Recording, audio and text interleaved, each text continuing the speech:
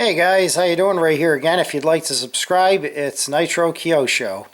Well, a couple of my subscribers said from my first unboxing they really didn't get a chance to see what was under the canopy. I apologize for that, guys. I just got kind of a quick review to get it out there for you guys to see and everything. But this is going to be a little bit more in depth, showing you a little bit more intricately here of the helicopter, and hopefully you'll get a better grasp of what it's all about. The first thing I did was they have the little black grommets that they put on there, and I actually I had some leftover fuel tubing for a weed whacker, yellow, that actually matched the canopy, so I said I'm going to put that on there for a little bit. Looks nice, matches the canopy, gives a little bit more grip on the ground and a little bit more rubber, a little bit more bounce protection. So anyways, let's pull this canopy off and we'll get a look at what's underneath here. Okay, get my little pointy stick here. So on the actual circuit board, and hopefully you can see this pretty good, you have your first pot here. Alright, that is for the agility, the roll rate, the flipping and everything. Okay, the second pot that you have here, that's your gyro gain on the unit.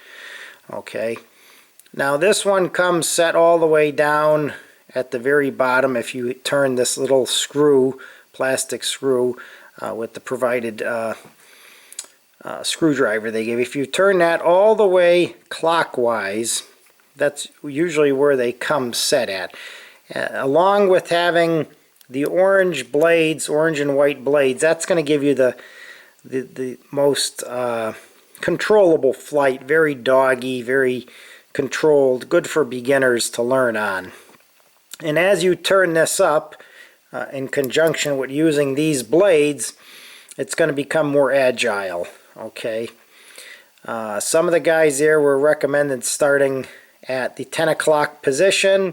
I moved it up to the 1 o'clock position to make it more agile. And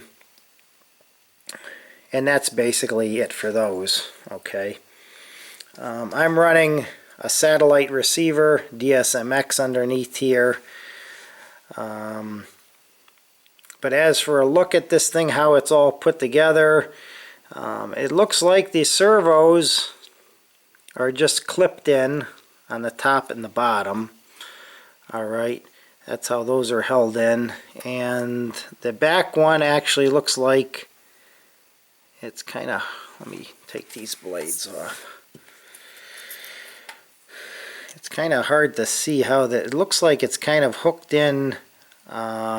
It slides into the back of the top of the tail boom brace here, and then there's a screw holding the, looks like holding this boom in.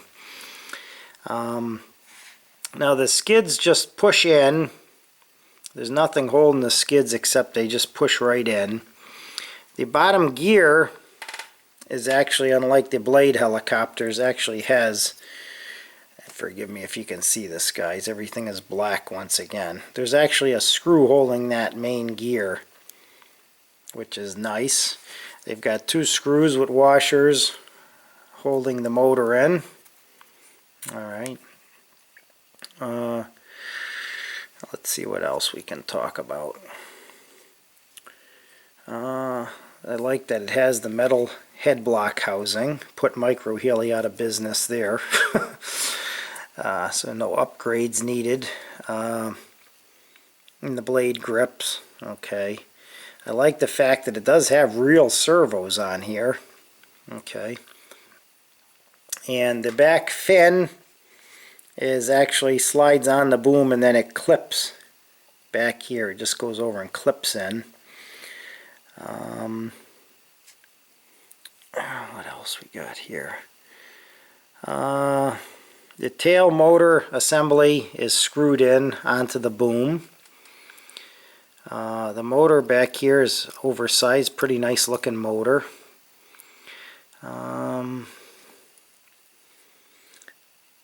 else can we talk about here?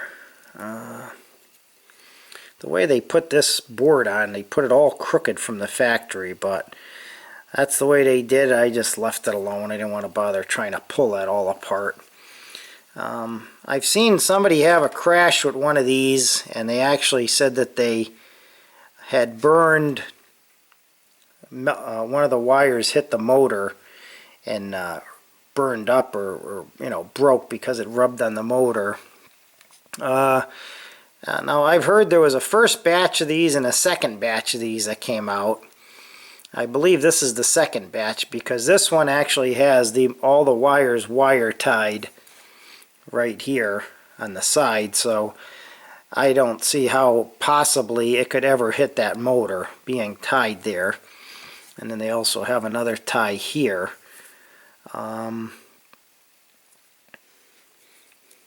But as far as I can tell, with these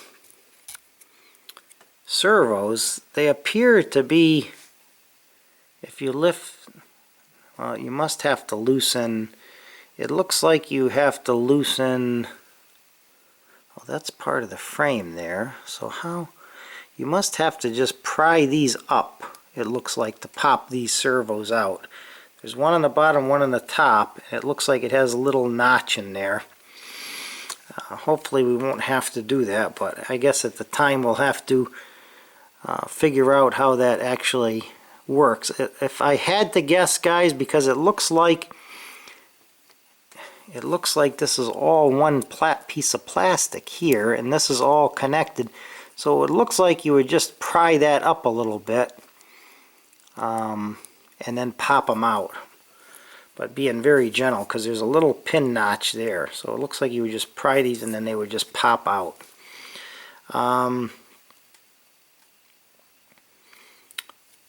But let's see, what else can we talk about here? I didn't even notice that sticker on the bottom of that blade. I wonder why that's there. Maybe it's balancing. But other than that, I like the way it's put together. I like that it has these real servos on there. And don't forget, you also have to maintain these things, guys, too.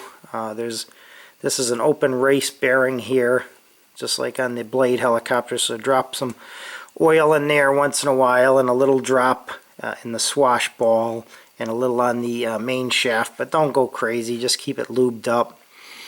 I haven't really looked too much at the motors. It looks like there's tiny little bearings in there. I don't know if you could access it with a pin and on the end of the oil. I think you could. I can see it now down there, but I don't think I'm going to put no oil right now. It's brand new and everything, but down the road it does look like, yeah, you can't access that. As far as the bottom one, I would say you'd have to take the motor out. But it looks like it's put together pretty well. Now I've seen some people already complaining about durability issues with this guy, and I seen one guy flying it and he hit a tree.